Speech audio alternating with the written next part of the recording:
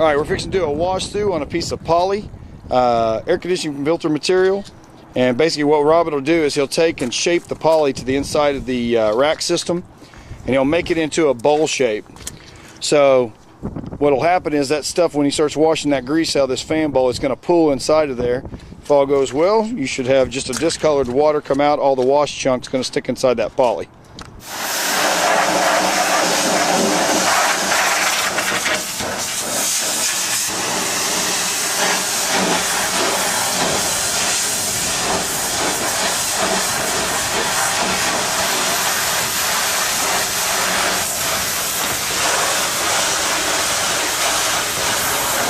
That water is pretty much clear.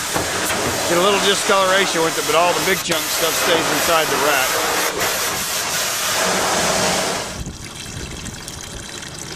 rack. She's working.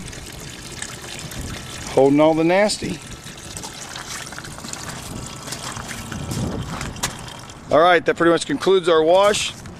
And show without these excess clean out ports, if it's an area that you cannot get to, then you can't clean it. Pretty much our saying is, if you can't see it, you can't clean it. So you can see nice and clean, good looking fan blades, all the weights off of them, they're going to be looking good. Fan bowl's looking good and clean. Very nice. You can see that flange on the inside of that clean out port. That's where that thing sits inside of there. Just replace the plug. And the thing to note is, on these wash pads, one of the great things about these wash pads is all that whipped up grease in the middle of a wash, when it lands inside of these pads, it'll fluff up real heavy, and which makes it great. It just sticks right to these pads. They really don't have any kind of retention or oil absorbency to them.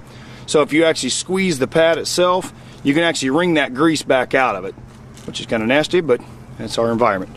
So the great thing about these things are they're cheap, they're inexpensive. You can probably find them at your local heat and air companies. Buy them by the rolls. You're not going to take everything out of the wash, but as you can see on this, on a pea gravel roof, we've gotten the majority of the wash stuff out. You've got a light resin water maybe. You're not going to take the discoloration out of it, but at least you can take all the big chunk stuff. On a pea gravel roof, that's about as bad as you get. You don't really get a chance for a final rinse, but that is the worst thing that you're going to leave behind. There we go.